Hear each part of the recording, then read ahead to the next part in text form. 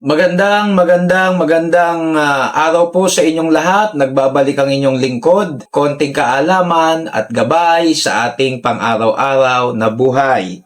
Talakayin ko po sa inyo sa napakaigsing sandali ang pinamagatang The Beauty of Forgiveness. The Beauty of Forgiveness. Ang babasahin po nating talata ay makikita sa Matthew chapter 18 verse 21 to 22. Na kung saan nagtanong po si Pedro sa Panginoon. Ito po ang nakalagay sa talata.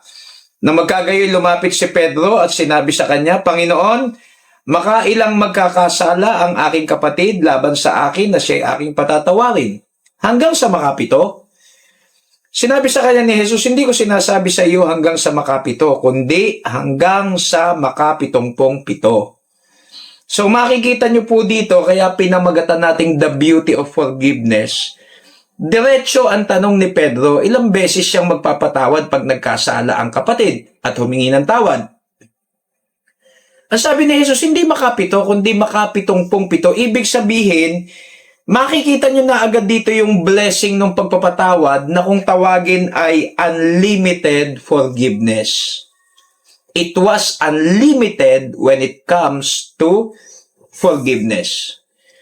Forgiveness is difficult in part because we do not understand it properly.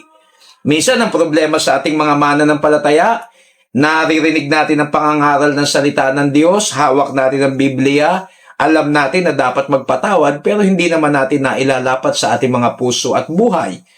At minsan naintindihan ko kasi yung sakit na dinulot sa iyo ng taong maaring sinaktan ang damdamin mo o nakagawa ng kasalanan laban sa iyo. Pero hindi natin pwedeng baguhin ang pamantayan ng Panginoon na kinakailangan matutunan nating magpatawad kahit na anong mangyari dahil ang Panginoong Jesus mismo, nung siya'y magkatawang tao, binayaran niya ang lahat ng kasalanan sa krus ng Kalbaryo, kahit anong dami niyan, kahit gaano kalaki niyan, natutunan po niyang magpatawad sa atin. Forgiveness is letting go of bitterness, giving up of our hatred. Pagka nagpapatawad ka, ibig sabihin, isinusuko mo. Meron ding malaking tulong sa iyo. Kaya may beauty of forgiveness. Yung bitterness mo ay nahihimasmasan na, nagkakaroon na ng tuldok at saka yung hatred na nananatili sa puso mo. Unti-unting maghihilom yan pag natutunan mong magpatawad. Hindi lang yan, forgiveness is we surrender our right to get even.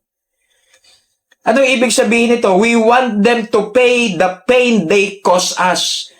Kasi ang tendency sa tao, pag nagawang ka ng kasalanan, ginawang ka niya ng kasamaan, gusto mo maghiganti. Gusto mo ma-feel din niya yung sakit na inabot mo. Pero sa pagpapatawad, we surrender our right to get even. Natututunan nating ipagpasa Diyos yun. Tinutulungan tayo ng Panginoon ng ating puso na matutunang magpatawad kahit ano pa ang laki o bigat ng nagawa niyang kasalanan sa atin. So yun po yung forgiveness is we surrender our right to get even. Hindi lang yan, forgiveness in its essence is a decision made on the inside to refuse to live in the past. Kasi pagka hindi ka nagpapatawad, alam mo, ang nangyayari niyan, lagi ka nabubuhay sa nakaraan, naaalala mo lagi yung ginawa sa'yo.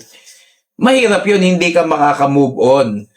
So, tila baga yung unforgiving spirit, ang nagiging malaking factor din para gamitin ni Satanas na ikaw ay magkaroon ng sariling kulungan dahil hindi ka marunong magpatawad.